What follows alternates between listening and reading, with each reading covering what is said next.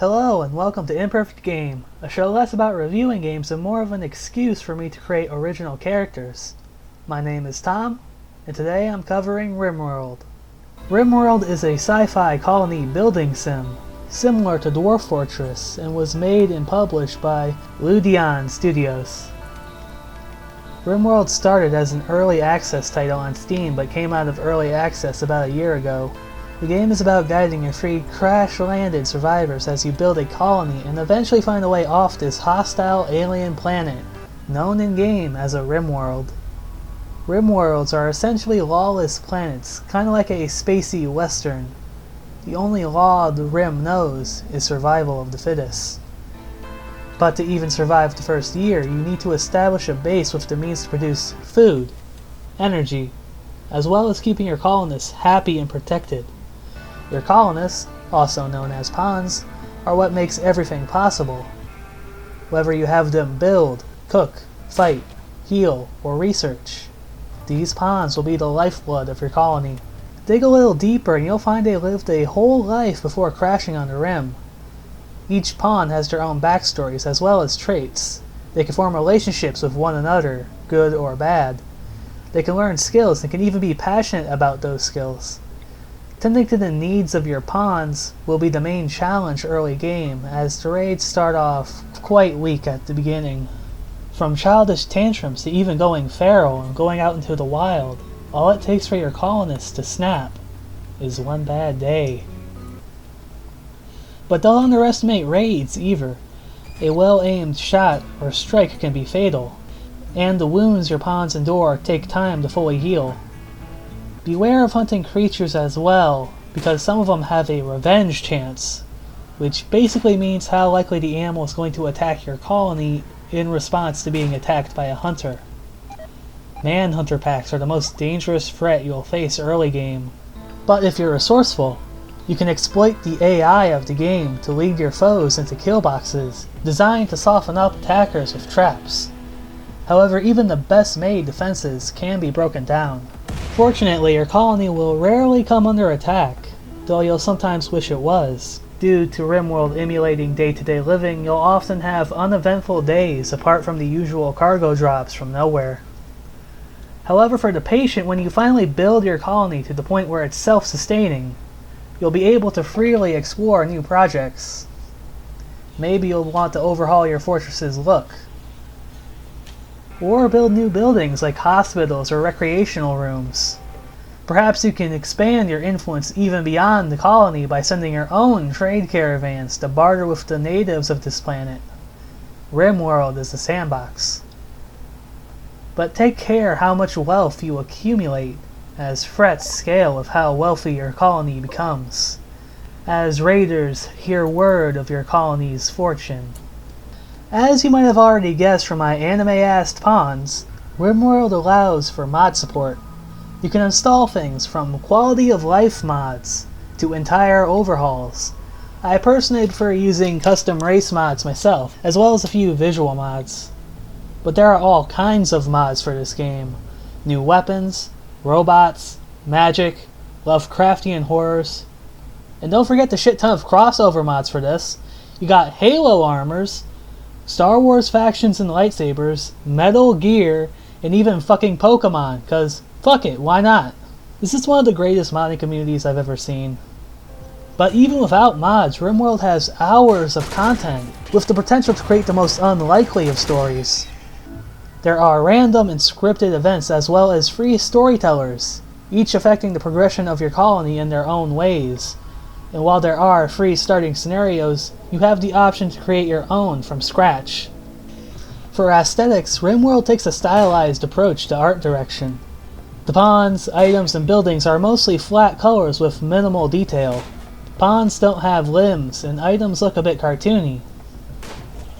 But in contrast, the environment has a bit of extra detail in the form of detailed ground and dirt textures. It's a small contrast, but to me it really sells the point home that your pawns really don't belong on this planet, and this world wants you out, one way or the other. The UI is functional, but not much else. Even then, there are mods that do a better job of functionality while also looking decent. but the base game gets the job done. The music in Rimworld, despite being a sci-fi game, sounds right at home in an old-school Wild West film.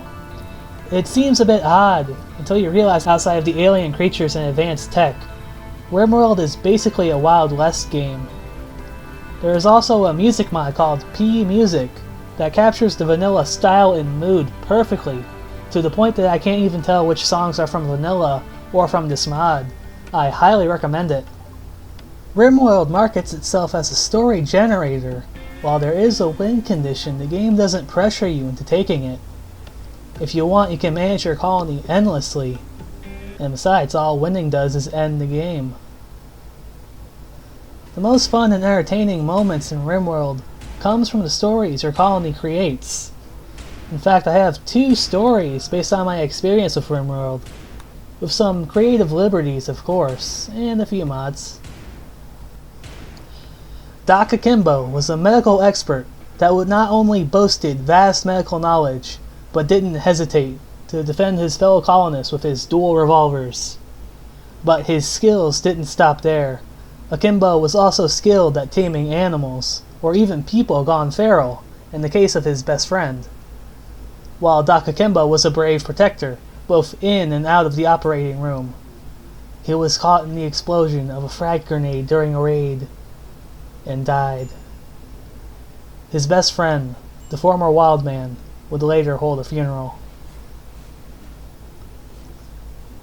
Once there was a moon rabbit named Smoothie. Smoothie was a part of a mountain colony expedition, and was the main cook and researcher. While her colony defended well enough against the raiders, there was a famine. With no quick source of food, the colony turned their eyes over to the dead corpses of the raiding party from the most recent attack. The rest was history.